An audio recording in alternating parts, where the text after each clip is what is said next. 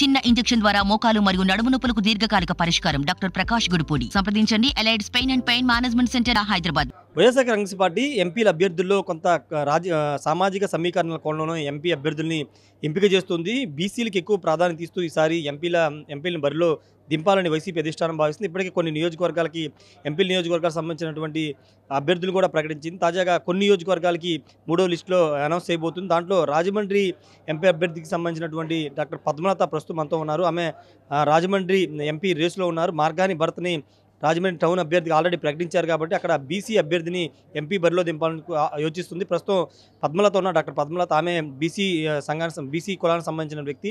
Rajahmundry MP రేసులు ఉన్నారు. Already Nitin రెడ్డితోనూ జగన్తో కూడా భేటీ అయ్యారు. ప్రస్తుతం డాక్టర్ పద్మలత ఉన్నారు. మేడం, అంటే కేవలం సామాజిక సమీకరణ కోణంలోనే మీ అభ్యర్థిత్వాన్ని ముఖ్యమంత్రి ఎంపిక చేశారా, లేకపోతే వేరే కారణాలు ఉన్నాయా? లేదండి, నేను 2007లో కాంగ్రెస్ కార్పొరేషన్ రాజమహేంద్రవరం కార్పొరేషన్ ఎలక్షన్లో మేయరల్ క్యాండిడేట్గా నేను ఇండైరెక్ట్ ఎలక్షన్ వల్ల కార్పొరేటర్గా పోటీ చేయడం జరిగింది. అప్పుడు కాంగ్రెస్ కౌన్సిల్ ఫామ్ చేయకపోవడం వల్ల 5 సంవత్సరాలు కాంగ్రెస్ కార్పొరేటర్గా పనిచేశాను. నెక్స్ట్ అలాగే ఇప్పుడు 2019 నుంచి వైఎస్ఆర్సీ పార్టీలో చాలా క్రియాశీలకంగా పనిచేస్తున్నాను. అలాగే తూర్పుగోదావరి జిల్లా వైద్య విభాగం అధ్యక్షురాలుగా కూడా నేను జగనన్న ఆరోగ్య సురక్ష 45 రోజులు కూడా ఒక దీక్షగా రోజుకి 2-3 ప్రాంతాలు కానీ డిఫరెంట్ నియోజకవర్గాల్లో తిరిగి నేను కేడర్ని అందరినీ కూడా ఉత్తేజపడమే కాకుండా ఈ ఆరోగ్యశ్రీతో పాటు మిగతా సంక్షేమ పథకాలు జగన్మోహన్ రెడ్డి గారు చేస్తున్న సంక్షేమ పథకాలు అసలు నభూతో నా భవిష్యత్ first of it's kind Jagananna ఆరోగ్య సురక్ష కూడా not only in Andhra, in India it self first of it's kind that preventive strategy with ఒక కార్పొరేట్ సెటప్తో అన్ని రిజిస్ట్రేషన్స్ కానీ ఎగ్జామినేషన్ ఆఫ్ పేషెంట్స్ కానీ ఇన్వెస్టిగేషన్స్ కానీ ట్రీట్మెంట్ కానీ ఉంది. సో అందరికీ కూడా నేను ఆ క్యాంప్స్లో పాల్గొనడం నన్ను జిల్లా మొత్తం అంటే ఈ జిల్లాయే పార్లమెంట్ కాన్స్టిట్యున్సీ నన్ను దగ్గర చేసింది. సో అదే కాకుండా నేను బీసీ సామాజిక వర్గానికి చెందిందని, అలాగే బీసీ సంఘంలో కూడా జాతీయ సంఘానికి జాతీయ మహిళా అధ్యక్షురాలుగా మహిళా బిల్లు పెట్టమని చెప్పి అందులో బీసీ సబ్ కోటా ఉండాలని చెప్పి నేను 2 సార్లు ధర్నా చేయడం జరిగింది. ఆ ధర్నాలో ఆర్ కృష్ణ గారితో ఆయన ఆధ్వర్యంలో చేయడం, అలాగే ప్రధాని నరేంద్ర మోడీ గారు పిలిచి ఆయన మాకు అవకాశం ఇవ్వడం, మెమరాండం సమర్పించడం, వితిన్ 6 వీక్స్ మహిళా బిల్లు పెట్టడం, ఇవన్నీ కూడా నేను ఈ మధ్యన సాధించిన అంశాలుగా పరిగణలోకి తీసుకున్నారు. అలాగే అక్కడ మీకు టికెట్ కన్ఫర్మ్ అయిద్దని మీరు ఎంతవరకు నమ్మకున్నారు? మిథున్ రెడ్డిని, మీ రీజనల్ కోఆర్డినేటర్ మిథున్ రెడ్డిని కలిశారా? ఆయన ఏం చెప్పారు?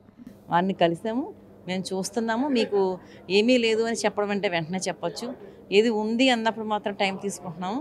మీరు స్వయంగా అన్నగారు దృష్టిలో ఉన్నారు. అలాగే బీసీ సామాజిక వర్గానికి మహిళకి ఇవ్వడంలో సర్వేలన్నీ కూడా మీకు పాజిటివ్గా ఉన్నాయి, మీరు ముందు వరుసలో ఉన్నారని చెప్పారు జరిగింది. అంటే ఇప్పుడు ఉమ్మడి గోదావరి జిల్లాలకు సంబంధించి టీడీపీ జనసేన పొత్తు ఇంపాక్ట్ చాలా ఎక్కువ ఉంటుంది కాబట్టి వైసీపీ బీసీ జపం చేస్తుందంటున్నారు. ఆ కోణాన్ని మీకు ఇచ్చారనుకుంటున్నారా?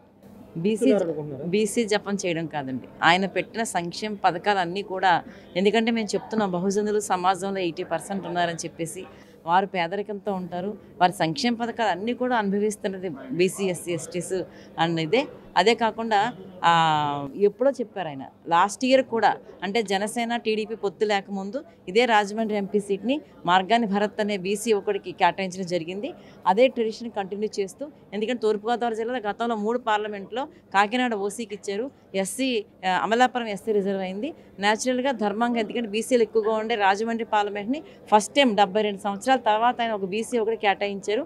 ఆయన ఎమ్మెల్యేగా షిఫ్ట్ అవడంతో మళ్ళీ ఒక బీసీ లేడీకి, ఇక్కడ అందరూ జెంట్స్ లేడీస్ మారారు, ఇంత ముందున్న లేడీస్కి ఇవ్వట్లేదు అమలాపురం కానీ కాకినాడ కానీ. సో లేడీని రిప్రజెంట్ చేయడం కోసం బీసీ మహిళగా సెలెక్ట్ చేశారు. ఇది సింపుల్గా అది జనసేన టీడీపీకి ఢీకొట్టడానికి ఒక బీసీ జపం కాదని, వారు బీసీ రాజ్యాధికారం కానీ మహిళా రాజ్యాధికారం కానీ ఒక నినాదం కింద కాకుండా ఒక విధానంగా తీసుకున్న ముఖ్యమంత్రి జగన్మోహన్ రెడ్డి గారు హార్ట్ఫుల్గా కమిట్మెంట్తో ఈ నిర్ణయం తీసుకుంటారని చెప్పి నేను ఆశిస్తున్నాను. అంటే మీ కాన్స్టిట్యున్సీ ఒకవేళ మీకు సీట్ ఇస్తే కనుక రాజమండ్రి పార్లమెంట్ పరిధిలో టౌను రూరల్ నియోజకవర్గం 2019లో టీడీపీ గెలుచుకుంది. ఇప్పుడు ఆ 2 నియోజకవర్గాల అభ్యర్థులు మారుస్తున్నారు. ఎంతవరకు వర్కౌట్ అయ్యే అవకాశం? ఖచ్చితంగా ఈ చేంజ్ అయితే ఒక పాజిటివ్ రిజల్ట్ని ఇస్తుందని చెప్పి నేను ఆశాభావాన్ని వ్యక్తం చేస్తున్నాను. Thank you madam. మొత్తంగా అయితే తన పేరు దాదాపుగా ఖరారు అవుతుందనే ఆశాభావాన్ని పద్మలత వ్యక్తం చేస్తున్నారు. డాక్టర్ పద్మలత ఆల్రెడీ మిథున్ రెడ్డితో కూడా మాట్లాడారు. జగన్తో కూడా ఒకసారి భేటీ జరిగింది. రాజమండ్రిలో ఆల్రెడీ 2019లో మార్గాని భరత్కి సీట్ ఇచ్చారు. ఆయన బీసీ సామాజిక వర్గానికి సంబంధించిన వ్యక్తి గెలిచారు. ఇప్పుడు అదే సాంప్రదాయాన్ని కొనసాగిస్తూ బీసీ సామాజిక వర్గానికి చెందిన తనకు టికెట్ కేటాయిస్తే నమ్మకం ఉందని చెప్తున్నారు. ఆల్రెడీ అధిష్టానం కూడా దాదాపు గ్రీన్ సిగ్నల్ ఇచ్చినట్టు తెలుస్తుంది. ఈ రోజు లేదా రేపు వచ్చే లిస్టులో తన పేరు ఉంటుందనే ధీమాని పద్మలత వ్యక్తం చేస్తున్నారు. Camera person పనీతో Rayesh RTV Tadepalli నుండి. మరిన్ని వీడియోస్ కోసం ఛానల్ ని సబ్స్క్రైబ్ చేయండి. లేటెస్ట్ అప్డేట్స్ కోసం వాట్సాప్ ఛానల్ ని ఫాలో చేయండి. అండ్ లింక్ డిస్క్రిప్షన్ లో ఉంది.